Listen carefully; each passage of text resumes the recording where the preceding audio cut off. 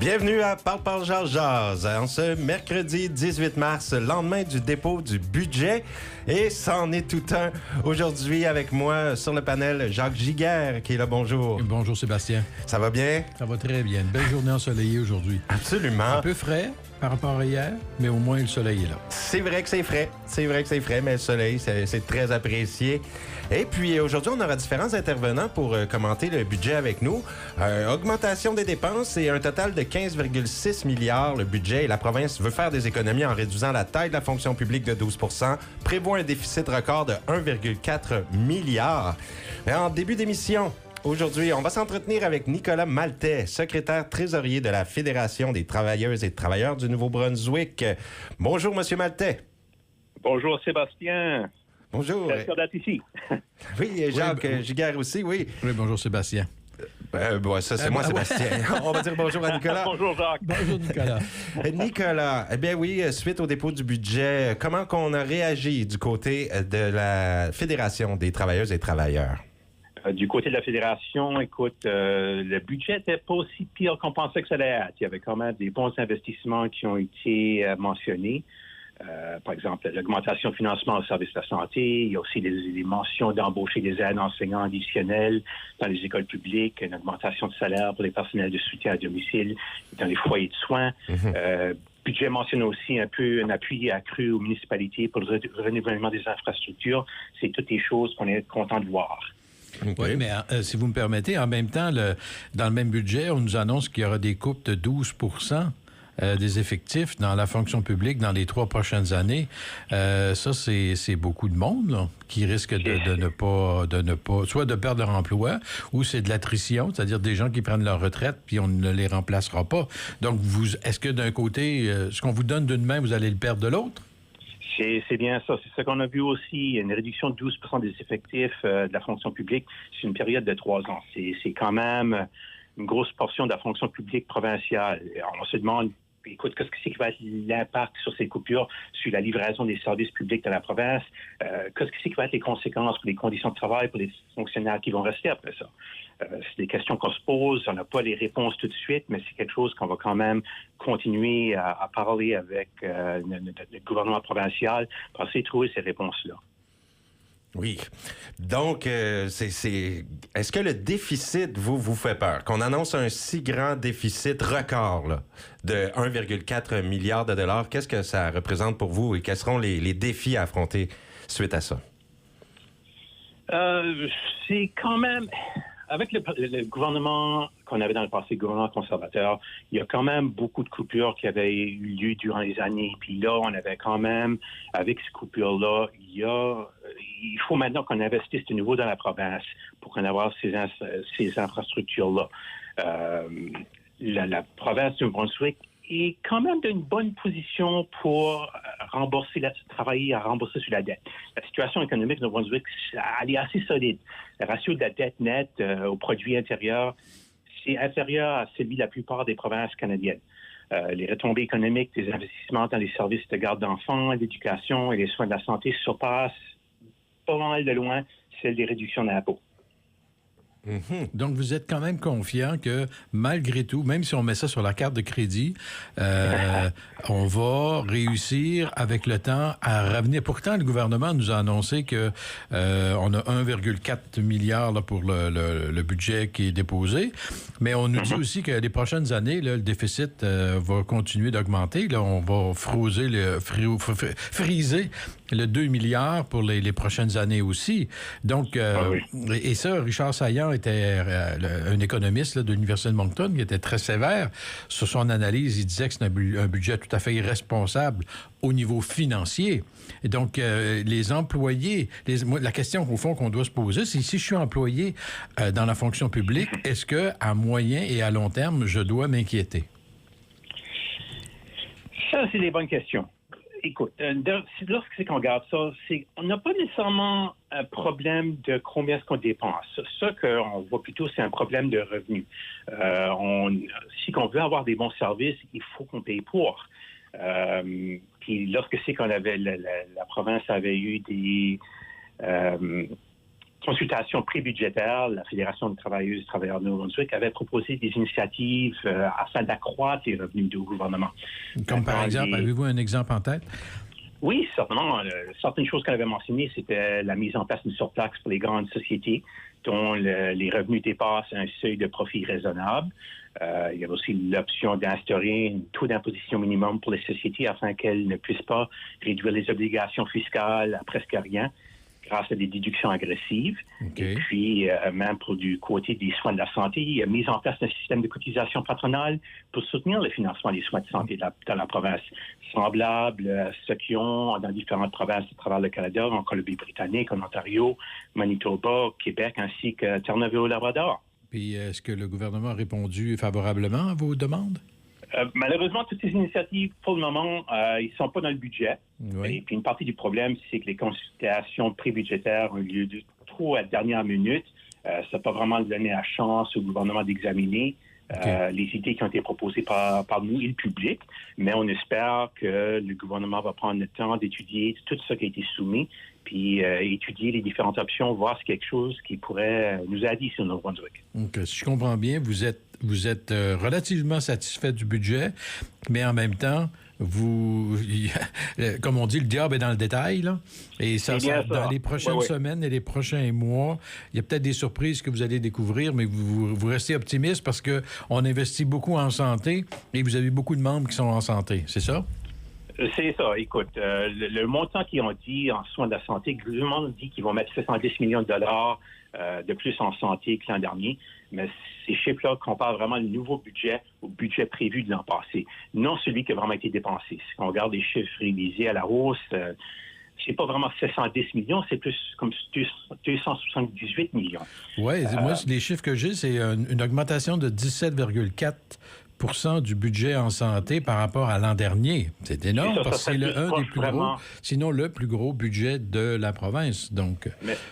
Mais en réalité, c'est plus proche de 6,1 okay. Si on regarde les chiffres révisés, qui ont vraiment dépensé à la fin de l'année passée à ce qui était prévu, c'est quand même différent. C'est quand même un ajout important, mais c'est pas une hausse aussi énorme que le gouvernement prétend. En grosse partie, c'est vraiment du rattrapage parce que le système de santé coûtait déjà plus cher que c'était prévu l'an passé. OK. Donc, on change complètement de façon de voir. On a eu les conservateurs pendant longtemps qui géraient, je dirais, plus de manière comptable, où la priorité, c'était de s'assurer d'avoir un budget équilibré, donc de dépenser à l'intérieur de nos revenus. Hein? Essentiellement, c'était comme ça. Un peu comme on gère une bonne famille va gérer son budget. Je ne peux pas dépenser ce que j'ai pas. Et par contre, en faisant ça, on a laisser tomber des dépenses qu'on aurait dû faire sur la toiture de la maison ou sur la réparation de la voiture ou sur des trucs comme ça. Et aujourd'hui, on paye le prix pour. C'est ce que je comprends de votre propos. C'est bien ça. Il y a beaucoup de rattrapage qui nous reste à faire. OK. Je vous remercie beaucoup, M. Maltais, pour le temps que vous nous accordez aujourd'hui pour commenter ce dépôt du budget. On va souhaiter le meilleur pour la suite et pour la Fédération des travailleuses et travailleurs du Nouveau-Brunswick. Souhaitons aussi que les résultats de ce budget apporteront des belles opportunités et du bon pour la suite. Un immense merci, M. Maltais. Merci beaucoup. Bonne journée. Oui, merci. Bonne journée. Nicolas Maltais, secrétaire trésorier de la Fédération des travailleuses et travailleurs du Nouveau-Brunswick, suite à ce dépôt du budget. Il faut dire, Jacques, que le secteur de l'éducation postsecondaire avait peur des compressions importantes parce qu'on entendait plein de choses dans les subventions aux universités, mais finalement, les subventions sont gelées. Alors là, pour le secteur de l'éducation, et ça aurait fait de la grogne. Alors, je suis un peu content de voir que ce matin, on épargne un peu l'éducation postsecondaire. Oui, on épargne l'éducation postsecondaire. En fait, on investit même dans l'éducation. Je crois que c'est quelque chose comme 120 millions dans l'éducation pour la petite enfance. Donc, pardon? Oui, 120 millions, exactement. Oui, c'est quand même beaucoup d'argent. La grande question, puis j'ai hâte d'entendre des gens qui vont nous appeler pour savoir qu'est-ce qu'eux en pensent de ce budget, si vous avez déjà une opinion là-dessus. 506-532-0133. Oui, c'est que, dans le fond, moi, je me dis... oui, on a eu un gouvernement conservateur, comme je disais tout à l'heure, qui pendant des années est allé a géré ça comme un bon père de famille, hein, c'est-à-dire qu'on s'assure qu'on ne dépense pas plus, mais en même temps, on reporte à plus tard des dépenses qui vont devenir inévitables. Oui, puis qui était comme essentiel. Là. Surtout quand on pense à la santé, moi je trouve que c'est un rattrapage qui est peut-être obligatoire là, qu'on fait. En fait, c'est une des priorités que les gens avaient depuis longtemps. C'est-à-dire, moi, on a un système de santé universel, c'est-à-dire qu'il est accessible pour tout le monde. Bien, encore faut-il, il faut payer pour. Alors, puis il faut qu'il fonctionne. Alors, c'est tout ça, c'est tout un dilemme pour un gouvernement. C'est-à-dire que la grande question, c'est pas de est-ce qu'on augmente les dépenses dans les services essentiels comme la santé ou l'éducation? C'est où on va chercher les revenus pour payer tout ça. C'est ça la question qu'il faudrait se poser. C'est facile de sortir la carte de crédit Premium Gold AA, puis maison, puis de tout mettre là-dessus. C'est facile de faire ça. Mais à un moment donné, ça va prendre des revenus, puis c'est pas en mettant une autoroute à péage entre la Nouvelle-Écosse et le Nouveau-Brunswick qui va rapporter 10 millions qu'on va payer pour tout ça, là. Faut être réaliste. Puis d'ailleurs, ça, c'est une promesse une promesse. C'est dans le budget, mais c'est pour 2028. Et qu'est-ce qu'il y a en 2028? Ben, il y a des élections. Fait que vous pouvez être certain que l'autoroute à péage, là, on la verra probablement jamais de notre vivant parce que ça va être une promesse électorale qui va venir. Et les conservateurs vont vouloir l'enlever ou les libéraux vont peut-être dire, là, finalement, on a trouvé de l'argent ailleurs. Okay. Mais parlons-en de cette autoroute à péage. Là, le gouvernement qui a parlé d'imposer un péage routier d'ici 2028, justement, dans la région de Tantramar, pour les gens qui ne résident pas au Nouveau-Brunswick. Hein, c'est pour ceux qui visitent. Là. Une des mesures qui a été annoncée dans le budget, c'est pour augmenter les revenus. Puis la province argumente que les personnes qui visitent le Nouveau-Brunswick devraient contribuer à l'entretien de nos routes. Donc, moi, est-ce qu'on va faire la même chose en Nouvelle-Écosse? Si je vais arriver, quand je vais traverser en Nouvelle-Écosse, il y a un péage, là. Est-ce qu'ils vont dire, si tu as une plaque du Nouveau-Brunswick, toi, tu vas nous donner l'équivalent? Ouais. Il pourrait faire ça, là. On pourrait commencer à jouer ce jeu-là. Moi, c'est pour ça que j'ai un peu des doutes par rapport à ça. Ils en ont pas mis au Québec, soi-disant qu'il y a une entente qu'il faudrait qu'ils négocient avec le fédéral et la province. Donc, ils n'en mettent pas de ce côté-là. On n'en met pas du côté du procédure. Puis d'ailleurs, le tarif sur le pont a baissé parce que le fédéral a décidé de subventionner une partie des tarifs pour traverser le pont de la Confédération dans une autre promesse électorale qui a été mise de l'avant. Donc, est-ce que... Écoute, il faut pas s'attendre à grand-chose de ça. C'est 10,4 millions. Juste de créer le poste de payage, ça va coûter cher. On va prendre un appel. C'est 506-532-0133 pour se joindre à la discussion. Parle, Georges, on vous écoute. Oui, c'est Florence Leblanc, là. Je croyais pour faire souhaiter la fête à ma soeur demain. Vous n'êtes pas au bon endroit pour les fêtes. Appelez la réception, je vous prie, au 0080. On est à Parle-Georges présentement, oui. Bonne journée. Bye. Mais c'est la fête de quelqu'un. Oui. Bonne fête. Bonne fête à vous, mais on n'a pas nommé c'était qui. Oui, c'est ça, le nouveau payage qu'ils veulent faire. Ils veulent le mettre près d'Aulac d'ici 2028. Les recettes seraient de 10,4 millions qui serviraient pour les routes, les ponts. Le gouvernement a dit qu'ils ont fait une analyse du débit journalier puis ils ont identifié que Aulac, à la frontière de la Nouvelle-Écosse, ça serait la meilleure place pour la circulation qui provient de l'extérieur. Oui, mais rappelez-vous que quand on a fait la transcanadienne entre Moncton et Fredericton, on vous prévoyait un péage sur l'autoroute vers la hauteur de Salisbury, dans ce coin-là. Puis finalement, les conservateurs ont été élus avec une promesse. C'était Bernard Lord à l'époque, qui était on enlève ça, on ne mettra pas ça. Parce que ces gens-là de cette région-là vont être susceptibles de payer plus. C'était ça la réponse. Puis c'est vrai, d'une certaine manière. Donc c'est la même chose pour les gens de Tantramar. Puis les gens j'écoutais ce matin la députée de Tantramar, la députée verte, qui disait qu'il y a beaucoup de gens de la Nouvelle-Écosse qui traversent au Nouveau-Brunswick pour travailler soit à l'hôpital, par exemple, parce qu'il y a un hôpital à Sackville, ou ces gens... Ça n'aura pas de bon sens. Mais si on ces plaque gens-là de la Nouvelle-Écosse, ces gens-là vont payer 2-3 piastres à chaque fois pour venir travailler chez nous. Oh, que ça plaira pas. Puis, tu sais, c'est des communautés qui sont proches, un peu comme à Edmundston, puis à Madawaska, l'autre côté de la rivière, au Maine. Ben, c'est des communautés qui sont là depuis... Écoute, ils vivent ensemble depuis très longtemps. Ils se côtoient. Et depuis que Trump est élu, il y a une diminution importante du passage d'une province à l'autre, d'un pays à l'autre. Alors, imaginez ce qui va arriver dans la région de Tantramar si vous mettez ça. Ça va être un peu la même chose. Vous allez avoir des différences. C'est une bonne affaire? Moi, je pense que pour 10 millions, ça ne fera pas une grosse différence parce que, un, vous devez le créer, puis deuxièmement, ça vous prend des employés Oui. pour payer pour tout ça. Là. On prend un appel. Parle, jase, on vous écoute. Bonjour, ça va bien? Oui. Oui, juste pour le taux, le Nouveau-Brunswick versus la Nouvelle-Écosse comme exemple. Je sais que le sol à Nouvelle-Écosse, ils ont arrêté de charger les résidents de Nouvelle-Écosse pour le 4 piastres. OK. Depuis quand? L'année passée. OK. Donc, si je suis résident de la Nouvelle-Écosse, puis je traverse l'autoroute pour me venir au Nouveau-Brunswick, avec ma plaque de la Nouvelle-Écosse, je n'aurai pas à payer pour traverser le péage. Ça, c'est qu'est-ce que j'ai compris. J'ai des cousins qui habitent au Nouvelle-Écosse. Oui. Et ça a l'air que les résidents de la Nouvelle-Écosse ne payent plus. OK. Ça veut dire qu'ils ont fait assez longtemps pour aller chercher l'argent nécessaire pour payer pour ce bout d'autoroute-là. Parce que c'était ça un peu au début, hein? Il fallait passer par faire un détour. Oui. Puis tout à coup, le gouvernement a dit, on va faire une autoroute à 4 voies qui va passer plus directement vers Halifax. Et ça coûtait très cher à faire à l'époque. Et donc, on a mis un payage. Dans le fond, l'idée, elle est peut-être là, c'est que si on veut créer une nouvelle route, on met un payage jusqu'à temps qu'on paye pour la route, puis après, on l'enlève. Il y a peut-être une idée là à développer, là. Oui, eux autres, donc, ils ont dit que les résidents de Nouvelle-Écosse, ils ont payé assez. Là, c'est ceux qui habitent à l'extérieur qui payent pour l'entretien. Intéressant. Et en même temps, quand on va aux États-Unis, je ne sais pas si vous êtes déjà allé aux États-Unis en péage, en voiture, pardon, vous allez trouver tout au long, par exemple, de la 95, où il y a des chemins. Il y a beaucoup d'autoroutes là-bas où c'est des péages. À chaque fois qu'on rentre ou qu'on sort de l'autoroute, il y a un péage et c'est selon souvent, pas la distance, là, mais d'une certaine façon, c'est la distance, là. C'est pas des gros montants, c'était 1 piastre, 2 piastres, mais c'était quand même une façon de payer pour l'utilisation des routes.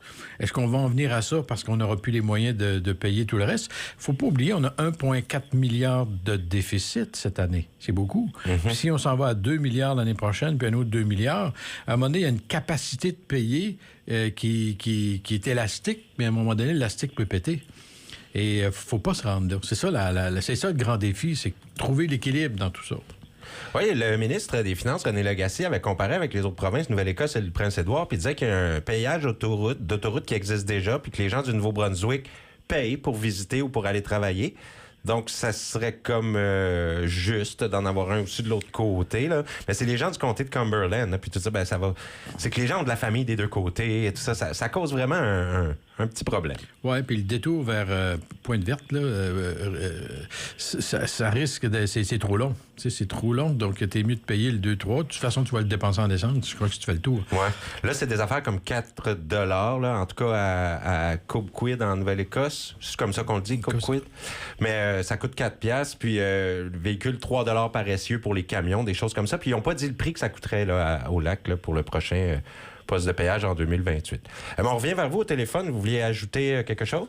Non, c'est simplement ça que je voulais mentionner parce que je pense que c'est un petit peu smart qu'est-ce qu'ils ont fait au moins pour les résidents de Nouvelle-Écosse pour donner un petit peu de relief là-dessus. Puis c'est les touristes qui payent la balance. Oui. Ben OK. On vous remercie beaucoup pour votre appel. Merci. Bonne journée. Passez une bonne journée. L'ancien premier ministre progressiste conservateur Bernard Lord avait aboli en l'an 2000 poste de péage au Nouveau-Brunswick entre Moncton et Fredericton à Petit Kodiak. Là. Puis on peut rappeler aussi qu'en 2011, le gouvernement progressiste de David Alward a enlevé le péage du pont du port de Saint-Jean. Alors, est-ce qu'on va revenir avec des péages? On va prendre un autre appel, le 506-532-0133 pour se joindre à la discussion. Parle, Jase, on vous écoute. Je suis d'accord avec l'autre gars qui vient juste appeler. Ça devrait être les résidents ou les visiteurs, je veux dire, les visiteurs de la province qui payent pour utiliser notre route parce que le Nouveau-Brunswick, c'est un drive-through province et il y a beaucoup de marchandises qui passent en travers le Nouveau-Brunswick qui va à d'autres provinces. Alors, moi, je crois qu'à chaque bout d'entrée, pour les visiteurs et pour les camions, ça devrait être... ils devraient payer. Oui, bien, ils ont étudié le trafic routier, là, puis ils se sont rendus compte que Haut-Lac serait la meilleure option. Aux autres places, ils trouvaient qu'il n'y avait pas assez de trafic de monde qui viennent de l'extérieur. Mais aussi, ils regardaient pour le secteur Saint-Jacques, là, proche d'Edmundston. Puis là, ben, ils pourraient en faire un, mais ça prend une approbation. Là. Ça va être long s'ils veulent avoir le droit là, de poser un poste de péage là. En tout cas, là, les démarches sont pas encore toutes faites. Mais ça serait envisagé aussi peut-être l'entrée de Québec à Nouveau-Brunswick aussi à Saint-Jean. Mais les gens peuvent... Tu sais, il y a une route qui est juste à côté, la vieille route, là. Donc, il y a beaucoup de gens qui... par là. Tu prends la sortie, la dernière sortie, puis tu prends le évite le poste de péage. Oui. Donc là, il va falloir qu'ils réfléchissent, puis ils pourraient faire la même chose à Campbellton aussi, là, tant qu'à y être. Parce que c'est une autre entrée entre deux provinces, mais il y a une autre entrée plus loin. Donc, qu'est-ce que vous faites? Tu sais, en fait, c'est pas impossible. Tout ce que je dis, c'est que c'est pas impossible. Il faudrait juste le prévoir s'ils veulent aller vers ça. Mais je crois pas que c'est... Dans le budget total, il faut revenir au niveau de la grandeur du budget. 1,4 milliard de déficit avec des déficits prévus de 2 milliards. Quand on a fait une promesse électorale de dire qu'on allait avoir des budgets équilibrés, ça en vient à la bonne nouvelle que j'avais hier. Hein? Si vous mentez en politique, vous vous êtes congédié. Ouais. En Angleterre. En Angleterre, ben, en tout cas, le projet de loi là, au Pays de Galles. On a plusieurs appels, par contre. Je veux revenir vers vous au téléphone. Voudriez-vous ajouter un dernier mot? Non, c'est ça. Je veux dire, le monde de d'autres provinces qui utilisent nos routes devrait payer pour. Je veux dire... ça ne devrait pas être gratuit pour utiliser notre route. Ah, ça va nous aider. C'est un service comme d'autres. Ça nous aiderait à la réflexion des routes, c'est sûr. Merci beaucoup pour votre commentaire ce matin. OK, bye-bye. Bye-bye. Parle, Georges, on vous écoute? Moi, ça va. Ça va très bien, vous? Yes. On vous Le écoute? Nouveau-Brunswick, c'est une province qu'on peut traverser dedans. Oui. Ouais. So, c'est pas juste un tour. T'en mets un dans chaque région. Ah oui, vous en metteriez plusieurs aussi. Hein? OK, on entend ça ce matin. Ah oui, ben, parce que on paye 20 piastres pour traverser le pont. 2 piastres, c'est pas... Ouais, ça serait quelque chose comme 2-3 piastres, j'imagine. Ouais. Peut-être 4, mais ça sera pas le gros argent. C'est pas de la grosse argent, là. Non, puis c'est pour les gens qui viennent de l'extérieur aussi, mais je pense que ça serait... Ouais. Les gens du Nouveau-Brunswick, on aurait une plaque, puis on passerait là, puis... OK. Non, moi c'est probablement le meilleur moyen, puis ils collecteraient de l'argent, là. Oui. Ben merci pour votre commentaire. On voit que la réponse est positive par rapport au poste de péage. Je vous remercie pour avoir participé à l'émission. OK, Jason? C'est Sébastien. Arrête pas de faire ton fou. OK. Bonne journée à vous. Bonne journée. Mais en même temps... Georges, on vous écoute. Okay. Oui, bonjour. Bonjour. On parle d'un post-péage, Dan. Le seul revenu qui était mentionné dans le budget, de ramasser 10 millions. Oubliez ça. Qu'est-ce qu'on devait vraiment discuter? C'est que on a un autre déficit de 1,4 milliard. Puis pas même ça, comme dit Jacques, le bain de bain situé. Moi, je suis assez désappointé, comme aîné, ici, là, qu'un autre 3 ans d'aujourd'hui, 4 ans, ont été rendus à 20 milliards dans le trou comme province. Non, ben c'est 2. Il y a 1,4, puis il prévoit 2 pour les deux. Oui, on va finir proche de 20 milliards. Ça fait 2, 4, 6, ouais. Au maximum 8, à peu près, là. Oui, c'est ça. On arrive à 20 milliards. 15,6 milliards, on va finir à 20 milliards quand ils ont fini, eux autres, là. Non, 2 par année. 2 fois 4, ça fait 8, ça? Non, on va finir vers les 20 milliards dans le trou, là. Ah, toi, tu penses que même le 2 milliards qu'il prévoit, c'est pas vrai, puis ça va aller encore pire que ça? Écoute, Jacques, je crois que la population en général, là, tu l'as bien mentionné, les policiers ont été élus sur une plateforme à équilibrer notre budget. Oui. Clair, là. Clair. ben, c'est toute la même histoire encore, là, OK? On recommence de nouveau. On est situé ici comme citoyen.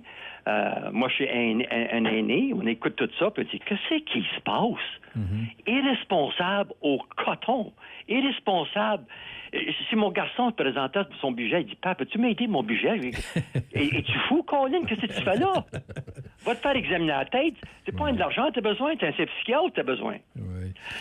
Jacques, c'est tellement triste, là. Les gens ne comprennent pas la conséquence qu'on embarque dedans, là. C'est quoi la conséquence d'après vous? La conséquence, c'est qu'on va avoir une dette impossible à repayer. Notre crédit va prendre le bœuf à bon canadien, là. Oui. OK? Je crois que le peuple est vraiment endormi, là. On va dépenser un autre 700 millions dans la santé qui ne fonctionne pas après un an, qui a tout fait que ce qu'ils ont fait, eux autres, là. On a levé les salaires des médecins, des gardes malades, on a donné des bonis, puis malgré tout ça, là, toutes les promesses.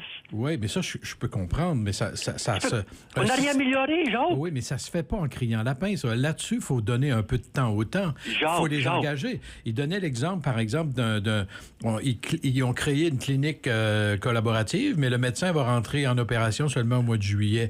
Donc, ça, c'est un exemple, mais il y a plein d'exemples comme ça qui fait qu'en santé, on investit, il faut acheter des bebelles, il faut acheter il faut engager du personnel. C'est qui roule le gouvernement, Jacques? Qu'est-ce que tu veux dire? C'est la fonction publique. Oui. OK? Puis là, on regarde qu'est-ce qui se passe. Ça n'a pas de bon sens, faire des budgets de même. Là, on n'a pas parlé de NB Power, là. Ça, vraiment, cette dette-là appartient à la province. Il y a 6 milliards assis là aussi, là. Oui, ça, c'est les prochains mois, on va en entendre parler. Dans les prochains mois, c'est vraiment triste. On va en parler. Jacques, les immigrants, les seuls qui veulent venir de la province, là, les seuls qui vont venir de l'autre province, ils vont commencer à regarder ça, ils vont regarder, ils disent, Colin, mais on va pas au Nouveau-Brunswick, les taxes fonctionnent, ils vont nous engorger là-bas, surtout. En fait, ce qui est un peu préoccupant, c'est qu'au mois de décembre, on a connu une diminution de la population. Exactement. Alors là, je rejoins M. Richard Saillant, professeur de l'université, qui dit, si on a une diminution de la population et une augmentation même pas des dépenses, c'est plus qu'une augmentation des dépenses, c'est une augmentation de la dette. Exactement. Là, c'est là que ça devient plus difficile. Il faut pas que ça décroît à cette vitesse-là. On est déjà dépassé, ça, Jacques. Il y avait la misère, le ministre des Finances, il parlait des revenus. Il ne sait pas où chercher des revenus. OK? Il ne sait pas où aller parce que l'économie est tout croche. Oui, mais il y a quelqu'un qui le mentionnait, puis je trouve ça intéressant. Il y a des grandes compagnies là, qui ne payent pas leur juste part. Et puis, il y a des grandes compagnies dans la province qui ont des subventions d'un côté, puis après ça, ils coupent leurs employés quand même. T'sais. Alors, on pense beaucoup que le secteur privé va faire beaucoup pour donner de l'argent à la province, mais le secteur privé est là pour faire des profits. Exactement. D'abord et avant tout. Puis c'est normal, c'est le système qui fonctionne de même. Et ça, Jacques, ça ne change pas de province en province. Ça changera, exactement. Okay. Donc, ça prend une fiscalité, je dirais, aussi responsable entre la dépense que je dois faire et les revenus. Mais les gens sont déjà serrés à la gorge. Faut qu'on amène ça chez nous, Jacques. Chaque personne regarde des familles qui se passent. Puis si moi, j'aurais présenté un budget de même à ma famille, là, il dit, papa, ça va de l'hôpital. Oui, mais t'aurais fait quoi? Tu fais quoi? T'aurais coupé où? 4 milliards? Il n'y a pas de question. Faut que tu coupes, Jacques. Il faut que ça soit pénible. Tout le monde s'en attendait. Ils ont parlé, ils ont donné ils ont quasiment fait de la publicité. Inquiétez-vous pas, on va couper. Mais ils n'ont rien coupé, Colin? Non, ils n'ont pas coupé. Ils n'ont rien fait, Jacques. Je pense, si j'étais un agriculteur, moi, je serais inquiet. Il n'y a pas d'investissement en agriculture. Puis, les soins vétérinaires qui étaient de la province pour les agriculteurs, ils ont décidé de privatiser ça. Ah oui.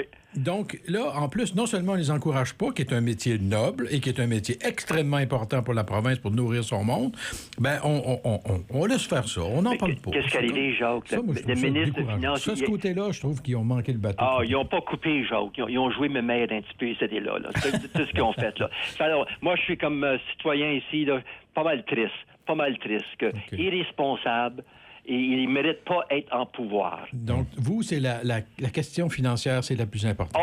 Très important parce que ça se paye rien qu'une façon, avec les taxes. OK. Puis ça va tout nous revenir nous revoir dans le visage, là. Je vous remercie beaucoup pour votre appel. Salut. On prend une courte pause et puis on poursuit à Parle, Jase. Restez là.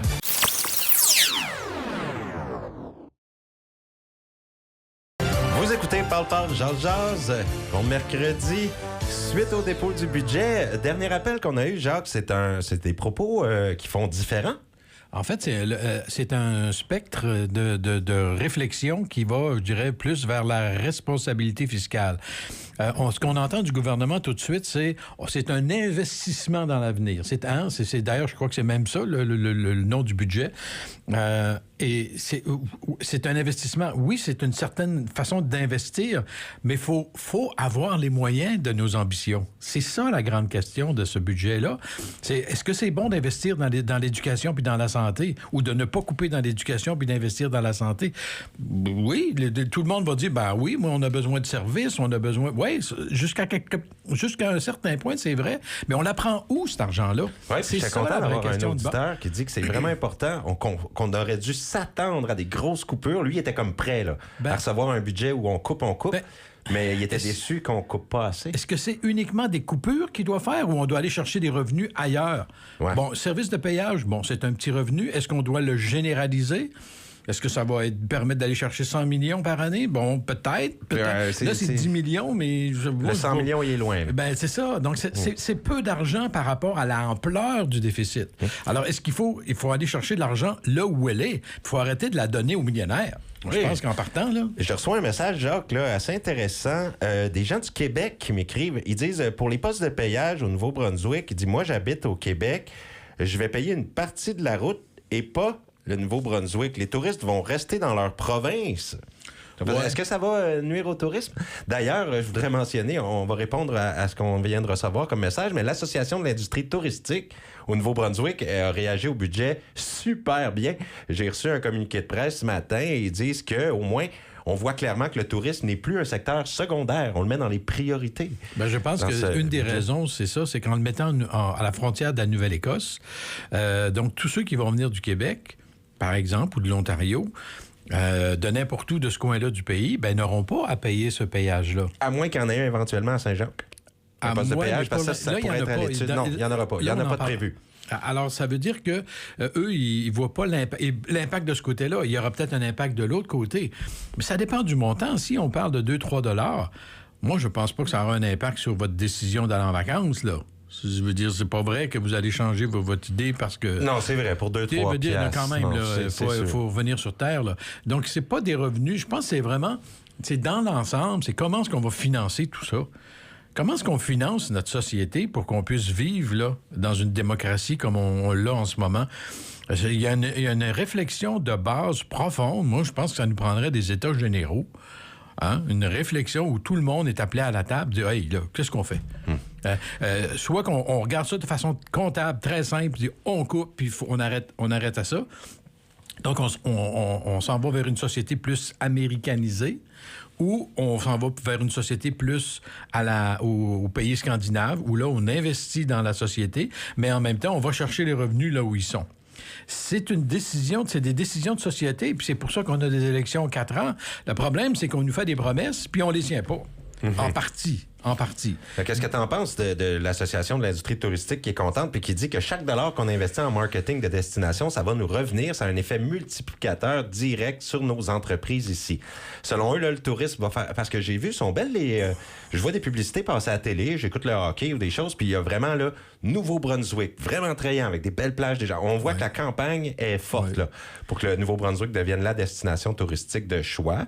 Alors, je pense que c'est vrai que ça va faire des retombées économiques solides, que ça, c'est pas de l'investissement perdu. Jusqu'à quel point c'est la publicité ou c'est Trump?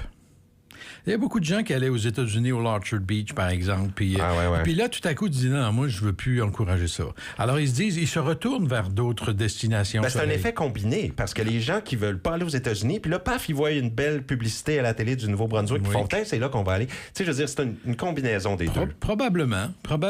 Puis le bouche à oreille aussi. Mais si par exemple, moi, je dis, si, mettons, on faisait l'exemple, vous arrivez au Nouveau-Brunswick, il y a un péage de 10 $, pour les routes. Mais aussitôt que j'arrive au Nouveau-Brunswick, j'ai une qualité de route incroyable. Savez-vous quoi? Ça me dérangerait pas de le payer, là, 10 $. Mais c'est pas le cas. C'est pas le cas tout de suite. Il y a des endroits, c'est beau, mais il y a du patchage à bien des endroits. C'est insultant, hein? Tu payes, puis tu t'en vas, puis il y a des trous partout, puis tu brises ton auto. C'est ça. Alors, c'est toujours une question. Pourquoi? Parce qu'on a coupé, parce que justement, dans le passé, on a eu des gouvernements, puis je pense qu'il faut le dire, conservateurs, qui coupaient d'un budget. Ah, il arrivait un budget équilibré.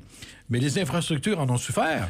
Dans les écoles, pourquoi il y a plein de roulottes en arrière des écoles? Parce qu'on a coupé. Pourquoi il y a plein de trous dans nos chemins? Parce qu'on a coupé. Mais est-ce qu'il faudrait, mec, donc, avant de poser les postes de péage, investir des millions et des millions, refaire vraiment tout comme il faut les routes, puis ensuite, on arrive, OK, on ouvre le poste de péage, puis on se rembourse. En fait, ça prend une vision beaucoup plus stratégique de toute la situation. Si, par exemple, on prend des routes, puis on décide qu'au Nouveau-Brunswick, on va investir X dans nos routes, bien, ça veut dire que cet argent-là, il faudra la prendre quelque part. Si on estime que ça prend, mettons, 500 millions ou, je sais pas, moins 1 milliard pour refaire nos routes, où qu'on la prend, cet argent-là? Est-ce qu'on a l'utilisateur payeur? Est-ce qu'on va rechercher... Où est-ce qu'on la prend? Alors, puis évidemment, c'est toujours la question. Tout le monde veut des belles routes, mais personne ne veut vraiment payer. Fait que je trouve que ce qui ressort, là, c'est qu'on manque de revenus. On dirait que les gens se plaignent que le budget apporte pas de solution de rentrée d'argent. C'est ça. Ouais. C'est-à-dire qu'il y a... Le poste de péage, c'est pas assez. Non, mais c'est qu'on est déjà... Nos impôts sont déjà taxés, sont déjà élevés, dans le sens où on est une des provinces qui... À un moment donné, tu peux plus monter. Là. Si tu montes trop, tu vas être pénalisé et les gens vont s'en aller ailleurs. Mm-hmm. Alors, il y a une limite à ce que tu peux aller en impôts, qui, d'ailleurs, était une façon temporaire après la guerre, d'aller chercher de l'argent, qui est devenu une façon permanente pour le gouvernement. Il ne faut pas l'oublier, ça. Mais c'est quand même une façon d'aller chercher de l'argent. L'autre côté, c'est la taxation. En Alberta, ils n'ont pas de taxe provinciale. Ici, on a une taxe provinciale de 15 %. En fait, c'est 15 %, c'est la taxe fédérale. Hein, la TPS, plus la taxe provinciale, ça donne les deux ensemble, 15 %. Et on appelait ça la taxe harmonisée. À un moment donné, on a mis ça ensemble, puis c'était plus simple comme ça. Quand tu arrives, tu payes 15 %, puis le gouvernement s'organise pour splitter l'argent entre le fédéral puis le provincial. Mais la province de l'Alberta, par exemple, n'a pas de taxe provinciale. C'est un choix qu'ils ont fait. Mais ils ont des revenus du pétrole, puis les autres, ils disent, ouais, nous autres, on n'a pas besoin de se taxer. On va attirer du monde comme ça. C'est une autre façon de faire. La province ici, souvenez-vous, dans les dernières semaines, la première ministre se promenait partout pour dire que, hey, on a plein de ressources naturelles, puis il faut aller les chercher pour s'enrichir. Bon. J'entendais ce matin un des candidats pour la chefferie du Parti conservateur qui disait, hey, on a du gaz de schiste, là. On a des milliards là, qu'on pourrait aller chercher. Vous savez ce que ça veut dire, hein? Vous savez ce que ça veut dire dans les prochaines années si on continue de s'endetter? Ça veut dire qu'il va y avoir une guerre, une guerre d'opinion, une guerre de vision sur l'avenir des ressources naturelles au Nouveau-Brunswick. Et là, on va revoir du monde descendre dans les rues pour dire non, on veut pas de gaz de schiste. Puis il y en a d'autres qui vont dire oui, on s'enrichisse. Oui, mais ces gens-là, c'est pas eux autres qui vont avoir le problème écologique là, qui va venir avec. Là. On prend un appel. Parle, jase, on vous écoute. Bonjour. Bonjour à vous. C'est comme si vous ne savez pas comment est-ce que la dette travaille. Allez-y, vous écoute. Après un an, il faut que ça soit payé, ça. Oui. Puis, si tu gagnes une pièce, il faut que tu payes 50 cents sur ta pièce juste pour chaîner ta dette aller. Oui. C'est la parfaite recette pour la pauvreté, ça. C'est vrai. C'est vrai. On est rendu que tout le monde parle de ils voulont tout, puis c'est comme si que t'as pas besoin de payer, on a tout pour free. Mais que ça nous fasse de la face, ça sera pas supportable, ça. Comme il y a un tel montant, là, comme je dirais qu'on n'est pas probablement pas loin de ce montant-là, jusqu'à, on va, premièrement, avec ce budget ici, là, watcher, en dedans de probablement un mois, le Nouveau-Brunswick va perdre sa carte de crédit, ça va être baissé. Ça veut dire que quand tu vas pour la nouvelle dette, il faut que tu payes plus d'intérêt. Oui, ça, c'est possible. Ça commence à nous coûter plus cher. Ça, c'est possible, oui. Si on a encore plus de déficit, comme que les plein là, comme c'est de valeur qu'il n'y a pas de loi pour arrêter ça qu'ils ont fait, comme tu pourrais pas aller en déficit pour rien. Plus, ils ont compté démontrer qu'ils voulaient faire le déficit encore pour 3 autres années. Puis, la manière que la démocratie travaille ou travaille pas, on peut voter dans 3 investisseurs contre eux autres pour peut-être un autre parti qu'on connaît pas ou qu'on sait pas, ou whatever. Dans le même temps, c'est nous autres qu'il faudra qu'ils payent. Oui. Donc, vous, une loi contre le déficit, ça ferait votre affaire, ça? Pardon? Que le gouvernement ait une loi qui pourrait voter et qui interdirait à un gouvernement, quel qu'il soit, d'accumuler déficit ou des proportions de déficit, par exemple, pour pas dépasser... comme là, 1,4 milliard avec 800 000 habitants, c'est comme beaucoup, là. Donc, mettons, on pourrait dire, on peut aller jusqu'à 200 millions. Je crois que Richard Saillant disait jusqu'à 600 millions, on est encore à l'intérieur des limites tolérables au niveau des marges de crédit, par exemple, ou des comme vous dites tout à l'heure, comment on dit ça, quand un gouvernement emprunte, puis il y a une cote de crédit là, qui est AA ou AAB, A+, et tout ça, qui fait en sorte que tu vas payer plus cher ou moins cher l'argent que tu vas emprunter, parce qu'il faudra qu'on l'emprunte à quelque part, cet argent-là. Là. Est-ce que ça existe? La cote de crédit va être baissée. Parce qu'il y a une agence de crédit qui a plus ou moins mentionné ça comme un mois passé. Puis ils ont dit qu'ils espéraient pour voir ce qu'elle a sorti dans le budget. Puis ils allaient pour déjà, en d'autres mots, si le budget allait pas être bon, ils allaient baisser la cote de crédit. Ça, c'est quasiment garanti. Okay. Puis ça qui arrive, c'est, disons qu'on paye, je sais pas moi, juste pour un exemple, disons 5%, puis là, ça va à 5 et 1/4%. Ouais. 1/4 paraît comme rien. Mais sur des milliards, c'est beaucoup. Une dette de 12 billions, 1/4 et des millions et des millions. Oui. Oui, tout à fait. Hey, déjà, on doit aller s'entretenir avec la présidente de la SANB. Je vous remercie beaucoup pour votre appel. On pourra se reparler ultérieurement. Merci beaucoup pour votre participation à l'émission. OK, vous êtes bienvenue. Merci, bienvenue bonne journée. à vous. Alors oui, on va prendre une courte pause et on va aller s'entretenir avec Nicole Arsenault-Sluter, la présidente de la SANB, suite à ce dépôt du budget hier. Restez là.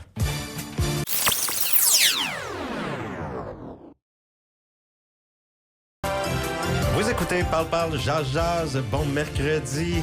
Suite au dépôt du budget hier, c'est le sujet principal aujourd'hui à l'émission. Et là, on va aller s'entretenir avec la présidente de la SANB, Mme Nicole Arsenault-Sluter. Bonjour. Bonjour. Bienvenue à Parle, jase aujourd'hui, Mme Arsenault-Sluter. Alors, dépôt du budget hier, de quelle façon vous l'avez abordé de votre côté à la Société de l'Acadie du Nouveau-Brunswick? On s'attendait à beaucoup plus de coupures, disons, malgré que c'est un budget avec un énorme déficit. C'est quand même, on est un peu frileux là, avec qu'est-ce qui a été dit hier. Avec le statu quo du post-secondaire, mais c'est quand même une diminution quand on parle de ça avec l'inflation. Oui, parce que dans le fond, c'est qu'on n'augmente pas les subventions, c'est ça. Là. Donc, les écoles postsecondaires, c'est vrai qu'ils vont souffrir un peu. Oui, puis il était déjà à l'os, il faut le dire. Ça, c'est inquiétant pour la Société de l'Acadie du Nouveau-Brunswick. C'est inquiétant aussi pour tous les francophones. Nos campus du Nord, de Chupagan et d'Edmundston et de Moncton aussi, c'est à suivre. Puis déjà qu'on a juste, disons, le coup au-dessus de l'eau, là, il faudrait pas fragiliser nos institutions parce que avec le déclin du français, on sait tous qu'on manque de personnel dans l'éducation, puis dans beaucoup de domaines du personnel francophone. Oui, d'ailleurs... Oui. Oui, c'est ça. Bonjour, Madame Arsenault. Slaughter, c'est Jacques Giguère au micro. Je lisais votre réaction sur votre site. Et puis, donc, vous êtes un peu mi-figue, mi-raisin. Quelque part, il y a des choses intéressantes dans le budget. C'est-à-dire, au moins, c'est moins pire qu'on s'attendait, d'une certaine façon. Mais en même temps, c'est inquiétant parce que au niveau de la langue, il n'y a pas eu beaucoup d'annonces de ce côté-là, ou de la protection de la langue. Non, pas du tout. On sait tous qu'on est fragile Oui. Dans le prochain recensement, là, on est probablement en dessous du 30 %. Oui. Alors, plus que jamais, il faut tous qu'on travaille ensemble et il faut aussi investir en éducation. Oui. Quand on parle de la petite enfance, on faut investir dans la petite enfance, aux places en garderie francophone, au niveau de l'éducation, la même chose. On a encore des endroits au Nouveau-Brunswick où on n'a pas d'école francophone. Il y a encore beaucoup d'assimilation qui se fait au Nouveau-Brunswick. Oui. Ça m'inquiète beaucoup. Et oui, c'est un budget déficitaire. On a investi beaucoup en santé, mais est-ce que ça veut dire qu'on va avoir des meilleurs services en santé dans nos milieux avec Horizon, dans nos milieux anglophones? Encore là, c'est des questions, comme on dirait, le diable est dans les détails. Oui. Mais Mme Arsenault, oui. Oui. Madame Arsenault-Sluter, le budget pour le ministère de l'Éducation et du Développement de la petite enfance a quand même augmenté de plus de 120 millions. Est-ce que vous trouviez que c'était insuffisant ou je veux juste bien comprendre vos propos par rapport à l'éducation et la petite enfance? Mais il faut dire que c'était pas une diminution, mais quand même avec l'augmentation des salaires, on a remis... on a dit qu'on allait remettre du personnel pour des assistants là, et puis tout ce qui vient à aider dans les salles de classe, mais c'était des choses qu'on avait perdues. Je suis pas certaine que l'augmentation du budget, je pense que ça va juste maintenir encore là. Ça va être à peu près le statu quo. Je ne suis pas certaine que il va y avoir beaucoup d'améliorations au niveau de l'éducation en français. C'est à suivre. Vraiment, là, nous, on regarde ça de près et on est toujours là pour dénoncer s'il y a des choses qui est fait à notre détriment au niveau de la francophonie. Je voudrais savoir, qu'est-ce qui vous aurait plu, vous, comme annonce par rapport à la protection de la langue? Bien, il y a comme un plan de rattrapage à faire en santé, premièrement. Mm-hmm. Il y a beaucoup de travail. Il y a encore, c'est certain qu'on ne s'attendait pas à avoir des annonces hier au niveau l'annonce du budget, spécifiquement avoir des écoles, des agrandissements. On sait tous, là, il y a des écoles qui débordent de tous les côtés. À Riverview, on a besoin d'une école francophone. Alors, c'était pas, on s'attendait pas à avoir ces annonces-là hier, mais il faut que ces projets-là continuent. Il ne faut pas qu'on mette ça sur la tablette et qu'on nous oublie. Oui, vous avez raison. C'est difficile de voir. En fait, des fois, on a l'impression que la main gauche parle pas à la main droite. Et puis, c'est pas seulement au niveau du propre gouvernement. Des fois, on a l'impression que le fédéral va prendre des décisions qui vont avoir un impact énorme sur la province, comme par exemple en immigration. Le nombre de francophones augmente au Nouveau-Brunswick, mais la proportion par rapport aux anglophones, elle diminue parce qu'il y a plus d'anglophones qui rentrent que de francophones. Mm-hmm. Donc, mathématiquement, ça diminue en proportion. Mais il n'y a pas moins de parlants francophones. La problématique, c'est dans l'immigration. Et ça, c'est à la juridiction fédérale. Alors, moi, je ne sens pas de volonté. J'aurais aimé voir une mesure, par exemple, dire est-ce qu'on pourrait négocier une entente avec Ottawa pour avoir un minimum d'immigration francophone au Nouveau-Brunswick. Quand je dis un minimum, je ne parle pas de ce que le gouvernement fédéral parle de 6-7 % à l'échelle nationale. Hors Québec, je pense que c'est rire du monde. Je pense qu'il faut être beaucoup plus agressif de ce côté-là. Mais c'est silence radio de ce côté-là. Puis ça, je trouve à quelque part, c'est un peu inquiétant. Ouais. Absolument. Nous, on en parle depuis longtemps qu'on voudrait voir une dualité en immigration au Nouveau-Brunswick. C'est certain qu'il y a un énorme rattrapage à faire. Et si on n'arrive pas à ça, ben c'est dangereux. C'est dangereux, comme je l'ai dit, le prochain recensement, c'est dangereux. Puis jusqu'à quel point on est une province bilingue quand on est en dessous du 30 %.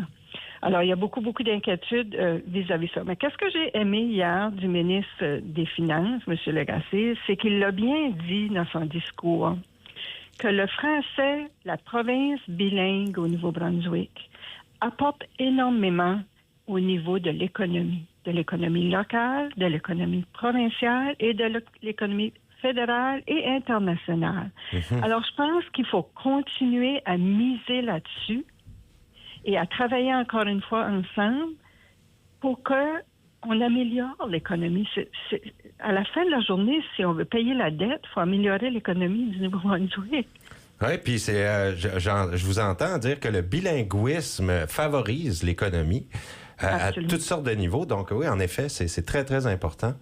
Et il favorise aussi, moi, si vous me permettez, il favorise aussi la santé physique et mentale. C'est prouvé que les gens qui sont capables, qui sont polyglottes, là, qui parlent plus qu'une langue, ils peuvent vieillir en santé plus longtemps au niveau de la santé. Ça, là. Oui, absolument. C'est pas une nouvelle. Absolument, c'est pas des avantages. Non, parce que ça crée des connexions. Des connexions neuronales qui permettent justement d'avoir une vision du monde qui est un peu différente, parce que les langues, une langue, c'est pas juste une façon de s'exprimer, c'est aussi une façon de voir le monde. C'est beaucoup. Chaque mot a son propre langage, a son propre passé, charrie tout un bagage, si vous voyez. Puis quand vous êtes capable de comprendre tout ça, ça vous permet, on reste plus alerte plus longtemps. Moi, je trouve que c'est une qualité incroyable. Mais malheureusement, moi, je trouve qu'on ne valorise pas assez le bilinguisme. On devrait... En fait, si vous voulez sortir du secondaire, à mon avis, si vous pour avoir votre graduation du secondaire, on devrait pouvoir parler les 2 langues officielles du pays et de la province. Point final. Oui. Vous avez votre diplôme. Oui. Là, vous pourrez aller travailler dans un magasin où vous avez un service au public, puis vous allez vous êtes capable de comprendre un café, un coffee. C'est pas mal la même affaire. C'est pas mal pareil. Mais des fois, on est notre propre ennemi. Hein? On est trop vite à virer ça en anglais pour... sans demander nos services en français. Je pense qu'on a tous une part de responsabilité comme francophones, et puis il faut le rappeler, puis il faut continuer à le rappeler. Et le plus qu'on va... moins qu'on va demander nos services, moins qu'on va les recevoir. Ouais. Voilà. Et vous, en terminant à la SANB, est-ce que vous vous sentez menacé par un budget comme celui-là? On est frileux. On est frileux, mais vous savez, nous, à la SANB, on est là pour défendre et promouvoir, puis on va continuer de le faire. On travaille très fort. On a plusieurs démarches au niveau de la Cour, nos poursuites qu'on appuie, puis qu'on travaille, puis on attend toujours les réponses au niveau de la Cour suprême du Canada. C'est prévu pour quand? Est-ce qu'ils vous ont donné un délai? Non, habituellement, d'ici 6 mois. Okay. Moi, j'espère qu'on va recevoir la réponse avant la fin de mon mandat du 14 juin. Ça, si je me rappelle bien, c'est concernant l'unilinguisme de la lieutenant-gouverneur de la province. C'est ça. Okay. Tout retombe sur la définition d'institution, là. Oui. Et puis, c'est à suivre. Ça sera sûrement à suivre, c'est certain, parce que ça peut avoir un impact important. Ça sera un jugement unanime ou séparé. Ça serait intéressant de lire ça, évidemment. On va vous entendre là-dessus. En terminant, j'aimerais... vous avez des États généraux, je crois, qui s'en viennent là, cet été dans la belle région d'Edmundston. Absolument. Ça va dans le quartier de Saint-Basile, au centre Maillet. Il y a plein d'espace. C'est un beau lieu. Ça a été rénové. On attend beaucoup, beaucoup, beaucoup de francophones, d'Acadiens. Il faut que vous soyez là. Il faut qu'on vous entende. Il faut tous qu'on travaille main dans la main, parce que nous sommes un peu à la croisée des chemins. Rappelez-nous donc, c'est quoi les États généraux, puis ça sert à quoi? Il y a eu des chercheurs, premièrement. On a fait beaucoup, beaucoup de rencontres avec les citoyens partout dans la province. Les sujets sont déjà... On va parler de culture, on va parler de langue, on va parler de plein d'affaires. Puis, si je vous donne un exemple qui peut-être est plus facile à comprendre, c'est les derniers états généraux qu'on a eus. C'est de là qu'a découlé la pleine municipalisation.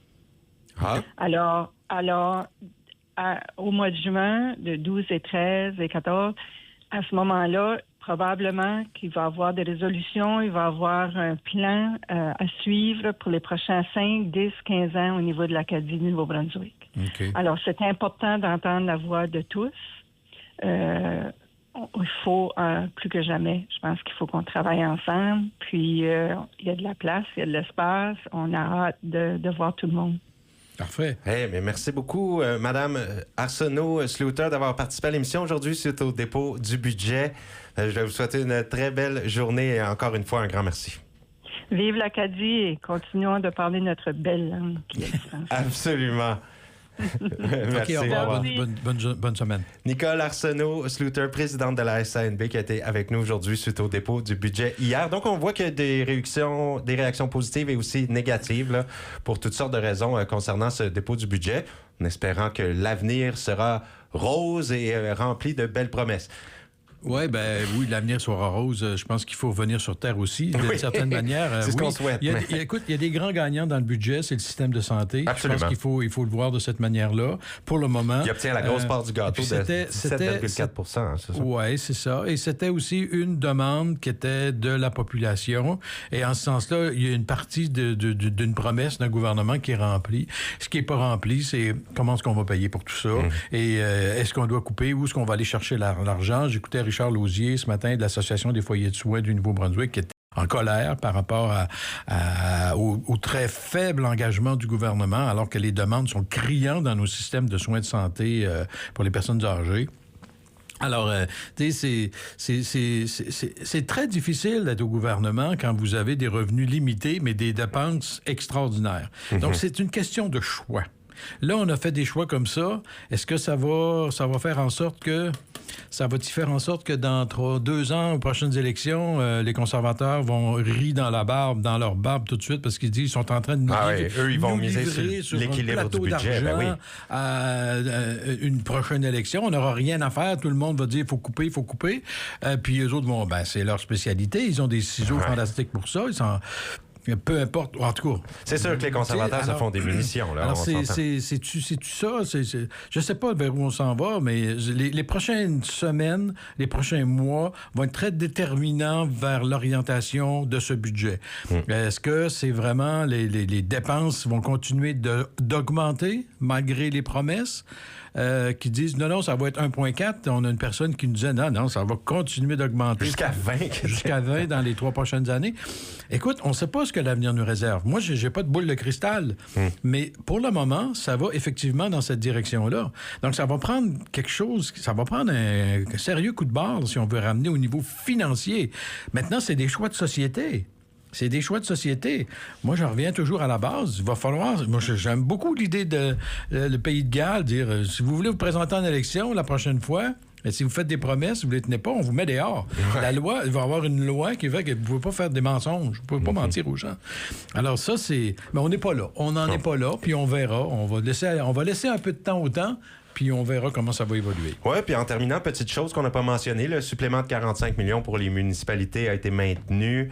Et il y a aussi le gouvernement qui prévoit introduire une loi sur la transparence salariale dans la session législative qui est en cours, mais on milite encore pour une loi sur l'équité salariale dans le secteur privé et dans le secteur des foyers de soins. Donc, tout ça est à suivre. Je vous remercie. Merci, Jacques, pour ta participation. Merci à Nicole Arsenault-Sluter d'avoir participé, ainsi qu'à Nicolas Maltais, et puis tous ceux qui ont participé par téléphone, par courriel.